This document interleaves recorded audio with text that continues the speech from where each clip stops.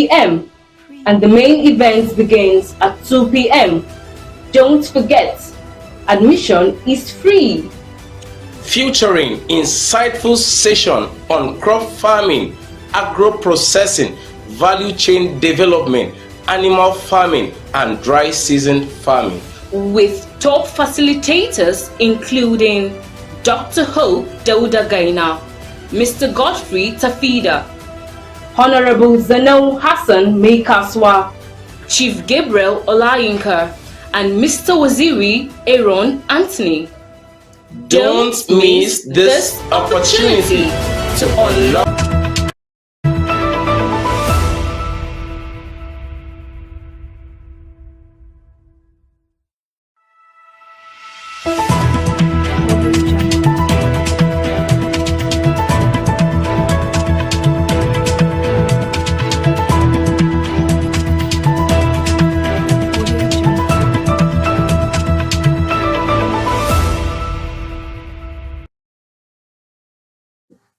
Welcome to the broadcast of News Hour on Sumtv, the pulse of the nation. My name is Esther Oka-Steven. PDP Governor plans summit as leaders exchange blows at BOT meeting. NNPP welcomes Aregbasola as APC disowns Oyetola's posters. Now the news info. Taraba State boosts parliamentary reporting with pioneering capacity building workshop. In an effort to promote accountability, good governance, and robust parliamentary reporting, the Taraba State House of Assembly complex in Jalingo hosted a landmark capacity building workshop for journalists covering legislative proceedings. The workshop themed Enhancing Parliamentary Reporting and Accountability and Good Governance brought together a diverse array of dignitaries, journalists, and experts in the field to share knowledge and best practices. The event commenced with the arrival of dignitaries, followed by introductory session, registration, and distribution of workshop materials. The clerk of the State House of Assembly, Taraba State, delivered a welcoming address emphasizing the importance of modern parliamentary reporting in promoting transparency and accountability.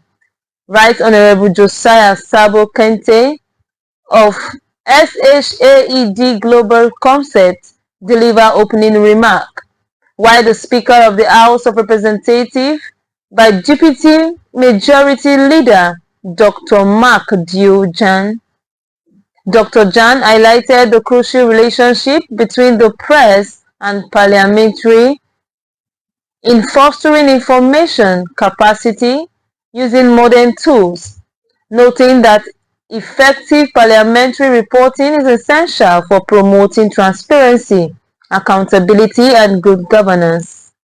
The workshop featured several keynote addresses, including the role of parliamentary reporting in strengthening democracy, delivered by the Vice Chancellor of Federal University, Kashare Gombe State. This address emphasized the importance of parliamentary reporting in promoting democratic governance and accountability. Other keynote address, Understanding Parliamentary Procedures and Technologies, was delivered by Mr. Male Orengu, former TRHA clerk. This session provided participants with a comprehensive understanding of parliamentary procedures and terminologies. Dr. J.G. Williams, Chief of Staff at the T.Y. Danjuma's House Administration Jalingo, delivered a keynote address on principles of accurate, balanced parliamentary reporting, emphasized the importance of accuracy and balance in parliamentary reporting. Barrister Danjuma Adamu delivered a keynote address on ethical considerations in parliamentary reporting, highlighting the ethical consideration that journalists should take into account when reporting on parliamentary proceedings.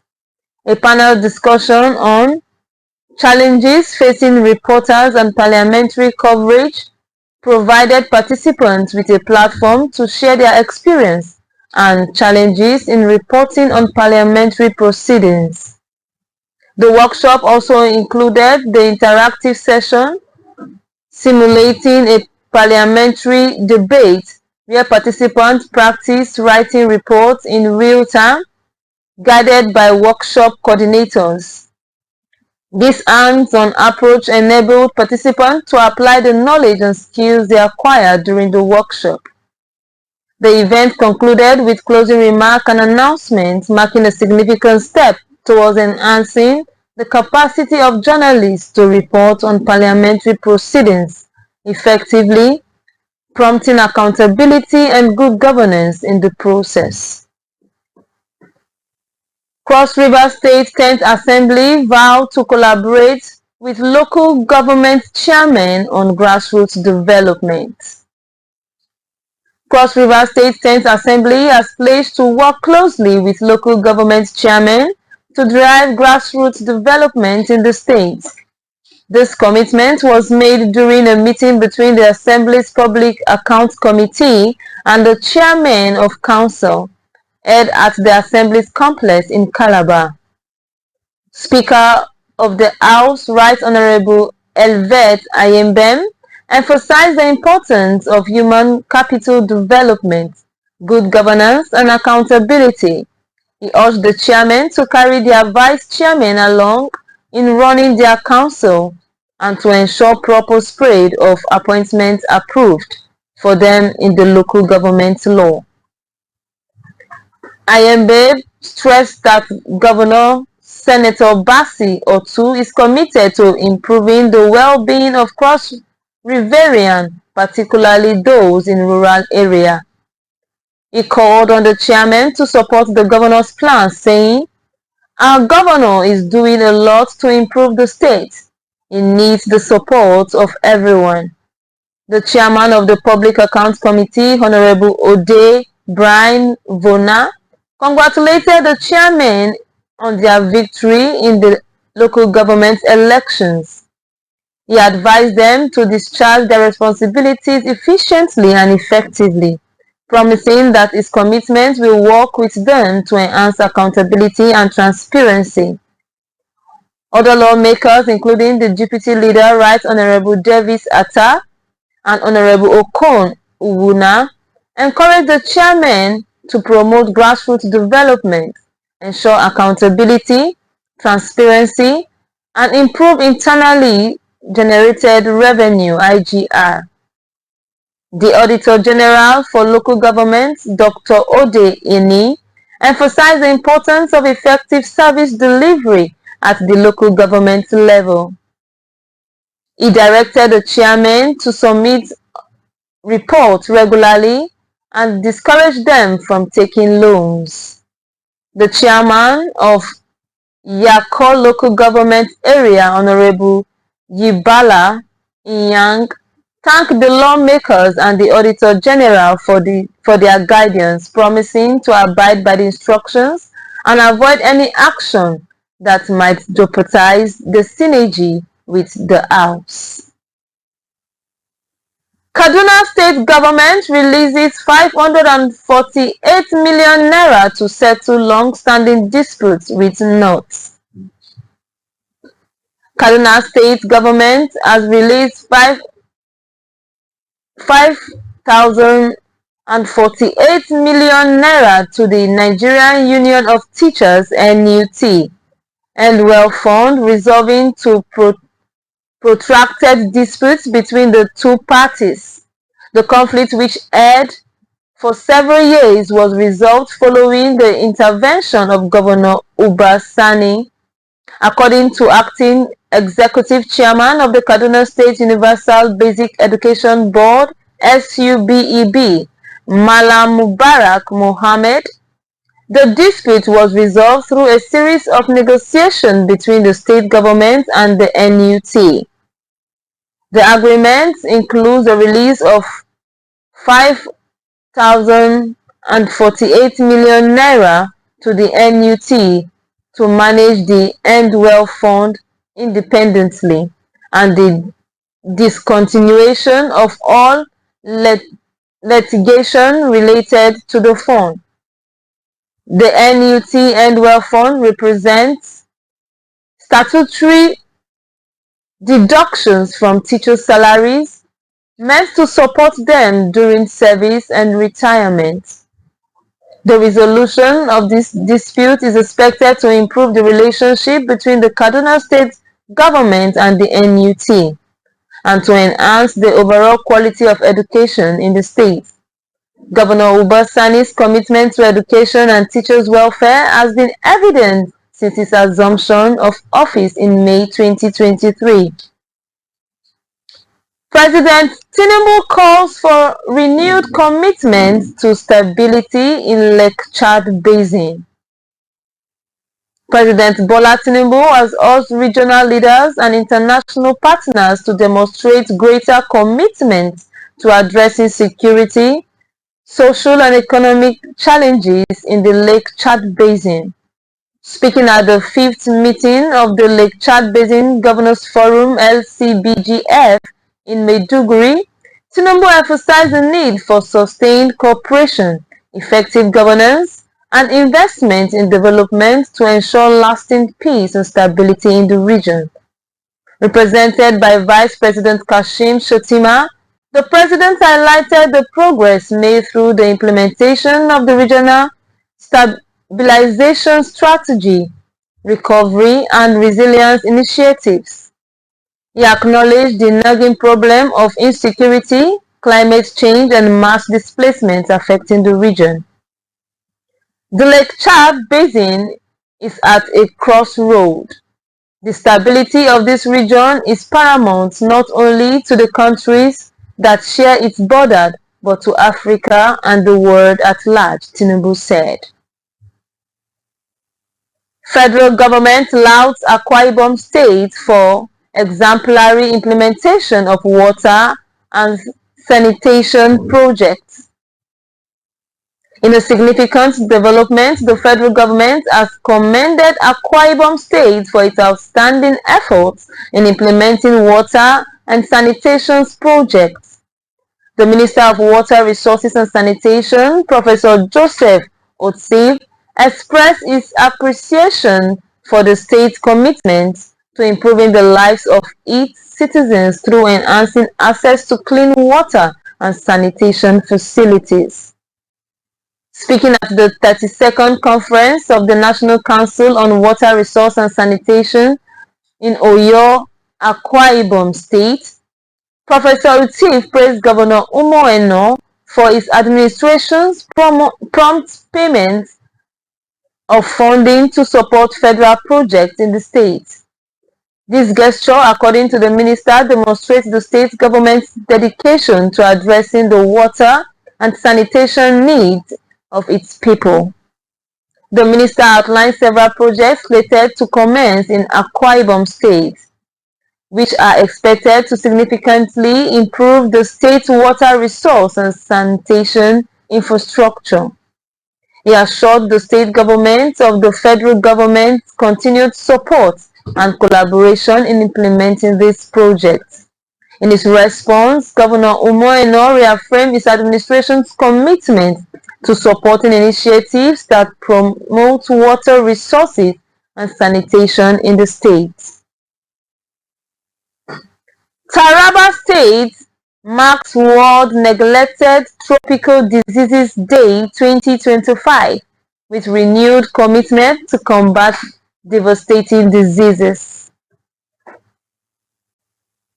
In a significant move, efforts to raise awareness and combat the devastating impact of neglected tropical diseases (NTD) Zero Normal Initiative organization and events to mark World NTD Day 2025 at Shettima College of Health, Magami Jalingo.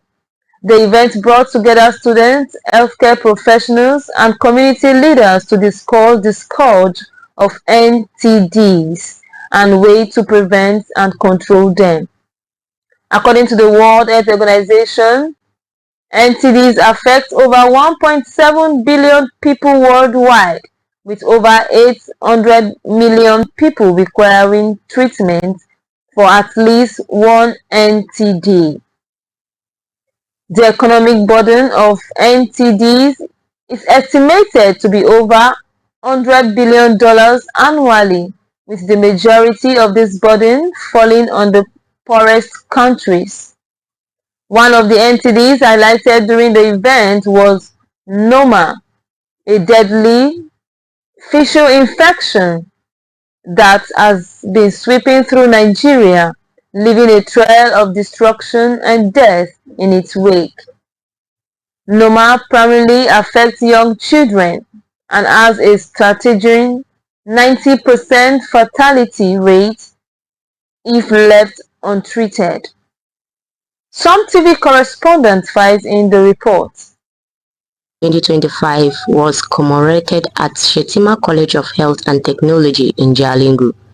Thanks to Zero Noma Africa, the event's main goal was to raise awareness about Noma, a severe and fast-spreading infection that affects young children in Nigeria. Noma started as a gum ulcer and quickly worsened, causing destruction and death. If left untreated, it has a 90% fatality rate. The World Health Organization has warned about the devastating consequences of Noma if it's not addressed. The event emphasized the importance of education, cleanliness, and prompt medical attention in preventing and controlling Noma spread. Parents and caregivers were urged to seek medical help immediately if they notice symptoms. The Taraba State Noma focal person provided detailed information. Mostly children from ages 2 to 6. That's when it starts, calling the onset of Noma, and that the target population that suffer this disease mostly are people living in rural places and underdeveloped, where you find malnutrition, you find little or no access to health facilities, and a lot of challenges that have to do with standard of living. These are the things that predispose a child for Noma disease. First of all, at the onset, Noma begins like a small ulcer, a small wound, deteriorating, decaying, to the point that that part of the body falls off completely, leaving behind a very big opening. Now, the progression or the symptoms are that, first of all, this child is going to be seen or to be noticed to be a child that is underfed. That's one thing. Secondly, the oral hygiene of that child is very poor and very low. These are the symptoms. And then the mouth is very, very smelly, offensive odor from the mouth. The child may be salivating anyhow. The hair of the child becomes brownish, so to say. These are the symptoms that already make you suspect Noma. Yes. When you talk about causes, just like other diseases that are caused by biotics, bacteria, viruses, fungi, and others, the case of Noma is different. Noma has not yet been connected to any of these living organisms, but that it is caused by a combination of factors, principal among which is poverty and malnutrition. When the child is not properly taken care of, both in terms of feeding and in terms of oral hygiene, this becomes the risk factor that will bring this child down. Like Noma, when there's a suspicion, bring the child for experts to screen that child. We will examine the child, we will screen the child to be sure that this is Noma and not congenital disease. It is not leprosy, it is not cleft palate or lip palate. It's not another thing that looks like Noma, but we need to confirm it is Noma before we go ahead. Once Noma has started, if it is handled early enough, normal antibiotics can treat Noma. In fact, ampicillin, amoxicillin and all of those front-line antibiotics can just treat it normally like any other dental problem. But beyond that, it will require experts. It will require those that will know how to handle normal, including surgeries and rehabilitation in tertiary hospitals. So, who has undertaken to bring this up now? For every other person watching us, we want to ask that you become an advocate of normal case searching. Go around in the villages, in the rural places, in hard-to-reach areas, see cases that look like normal. Whenever you suspect, we are going to give you a number, we are going to give you a link where you can contact us. We will come there to look for the patient and know how to take over from there. Number again, 07038829333. That's 333 at the end. The event successfully raised awareness about Norman's devastating effects on young children in Nigeria. The student appreciated the effort, acknowledging the importance of this information.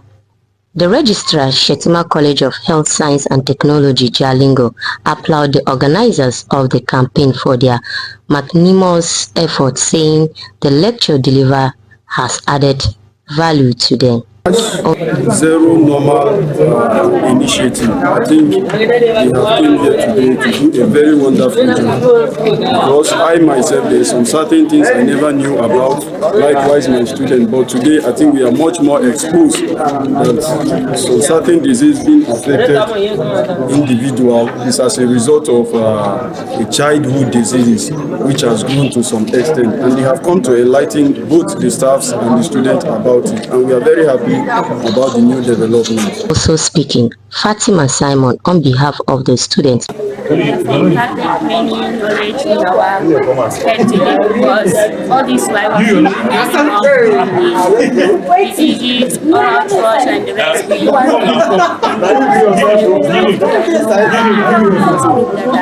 share the knowledge to my people here. I'll advise my colleagues and also my students of personal hygiene. And Yakubu reporting for Sumtv. FIN3 raises alarm over Lake Chad Basin crisis despite billions in funding. Adamawa State Governor Hamadu Umaru FIN3 has expressed concern over the impact of resources allocated to address the humanitarian and security crisis in the Lake Chad Basin. Despite substantial funding, FIN3 questions whether enough has been done to guarantee progress in the region. Speaking at the high-level meeting, FIN3 emphasized the need for a more results-driven approach, stressing transparency, accountability, and renewed commitment to ensuring interventions translate into tangible improvements for the people of the region. He highlighted the importance of matching the size of resources allocated with the level of progress made in responding to the crisis. FIN3's concern come as a region continues to face significant challenges, including insecurity, climate change, and mass displacement. The governor's call for a more effective approach to be seen as a crucial step towards addressing these issues and ensuring a more resilient and sustainable future for the Lake Chad Basin's region. 4 kidnappers sentenced to death by hanging in Bayelsa. A Bayelsa High Court has sentenced 4 persons to death by hanging for conspiracy and kidnapping.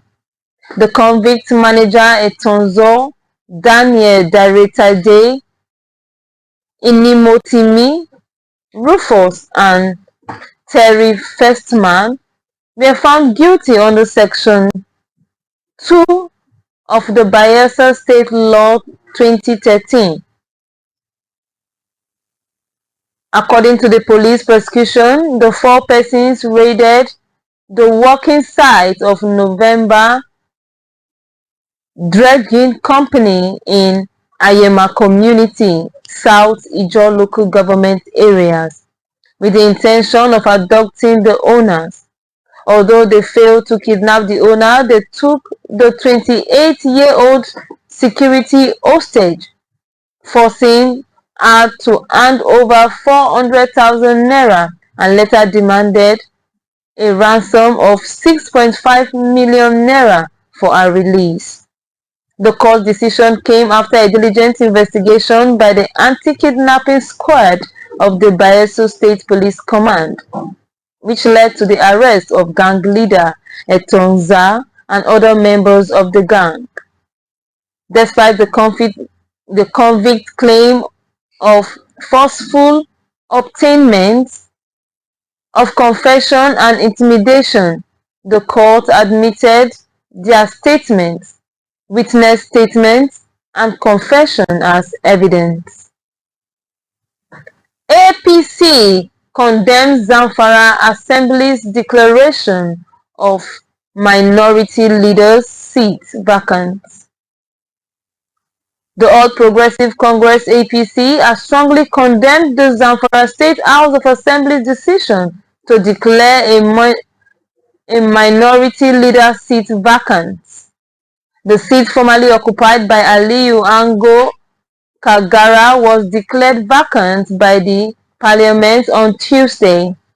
In a statement released by the APC spokesman in Zamfara, Yusuf Idris, the party described the Assembly's action as an embarrassment and an abuse of office.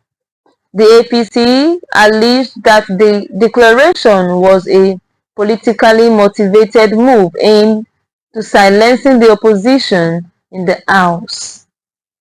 The party stated, "We consider the Assembly's action as a move to weed out the APC from the State Assembly.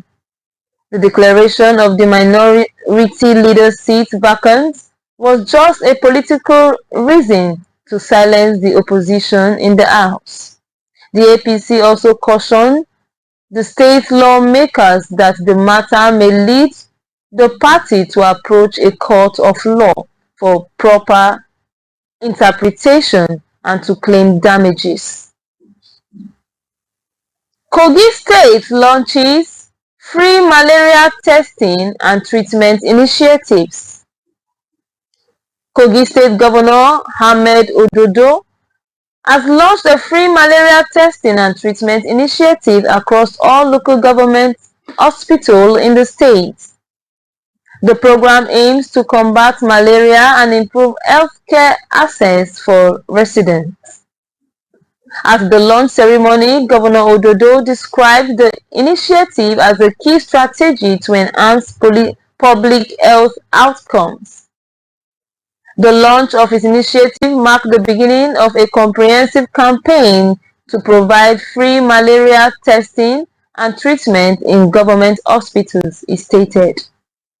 The State Commissioner for Health, Dr. Abdulaziz Adeza, highlighted the devastating impact of malaria in Nigeria, citing alarming statistics. Nigeria accounts for 65 million of the global cases of malaria, with 193,512 deaths recorded in 2023 alone. Children and pregnant women are the most vulnerable, with malaria prevalence among children aged 6 to 59 months standing at 16% in Kogi, lower than the national average of 32%. MTN Foundation donates essential learning materials to 480 Enugu students.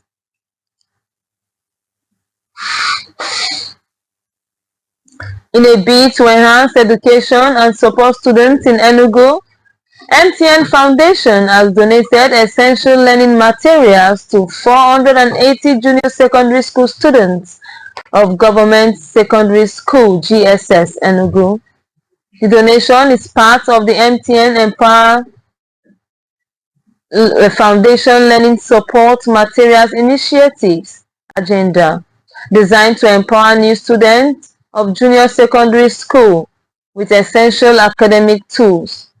Regional Manager, Operations Southeast MTN, Kalima Inino emphasized the importance of the initiative, stating that it contributes to MTN's mission of enhancing education.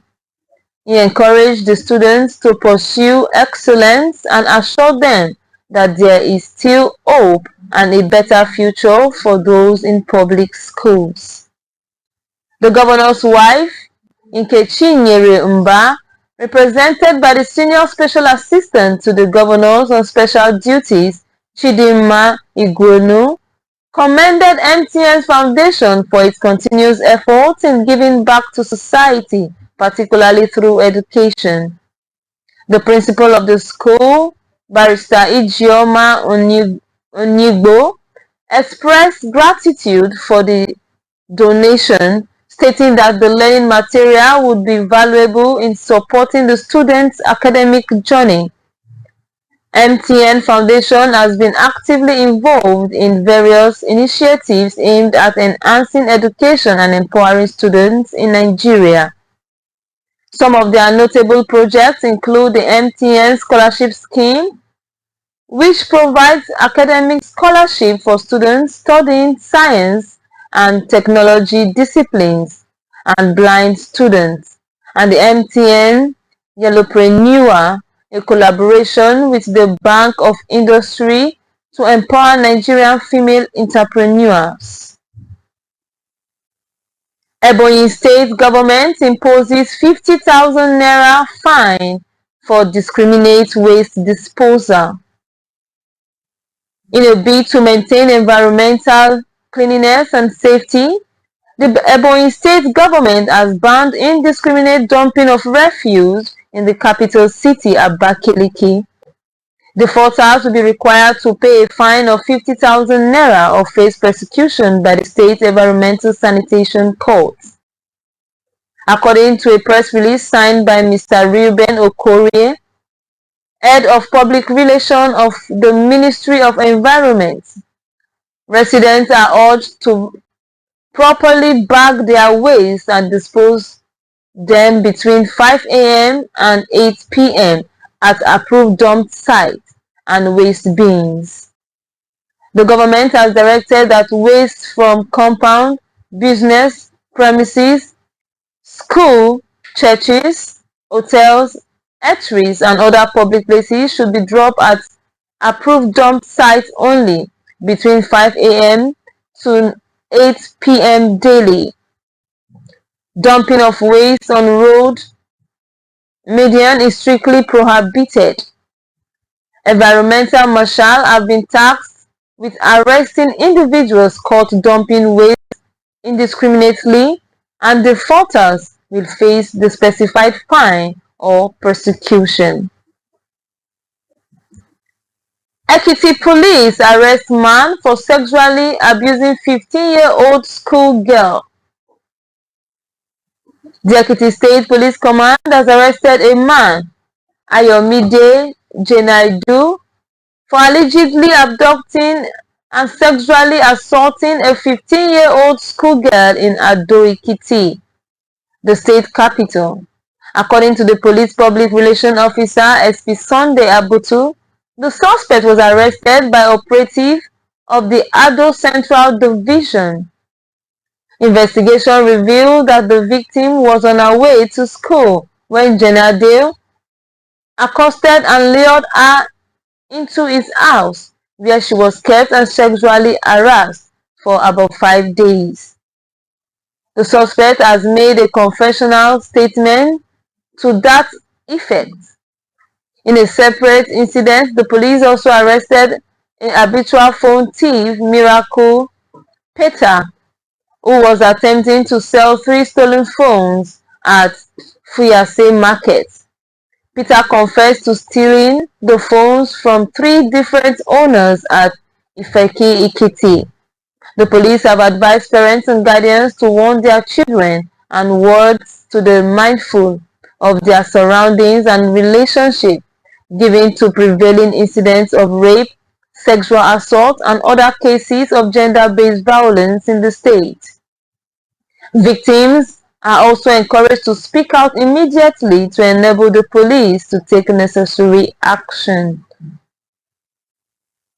Ondo State set to boost digital literacy with federal government support. The Ondo State government, led by Governor Lucky Aiyedatiwa, is working with the federal government to increase digital literacy among its residents.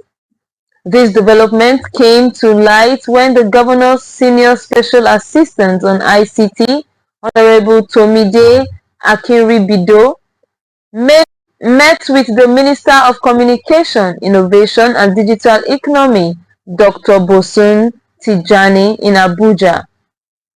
During the meeting, Akinribido briefed the minister on the state government's achievements in the ICT sector and its plan to promote local content development and establish innovative hubs in universities. The minister acknowledged the state's effort and pledged to support the establishment of the Tertiary Institution Digital Center in Ondo State.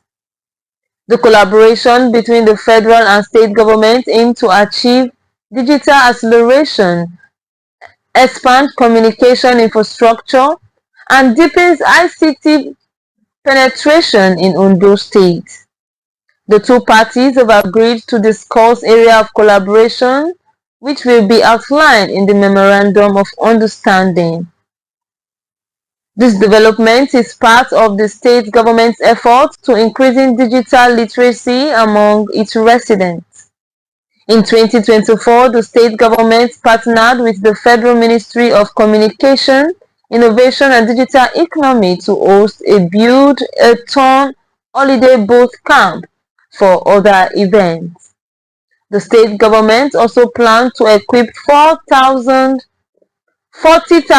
residents with various ICT skills in 2025.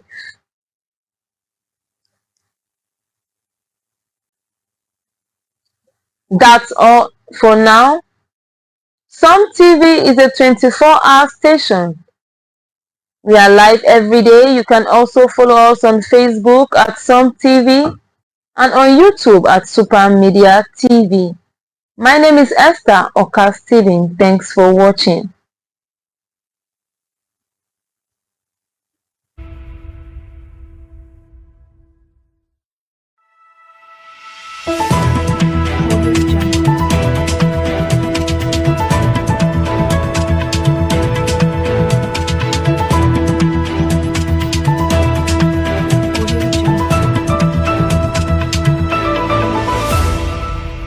Of your home. And guess what? It is affordable, reliable and fast. They run a 24 hours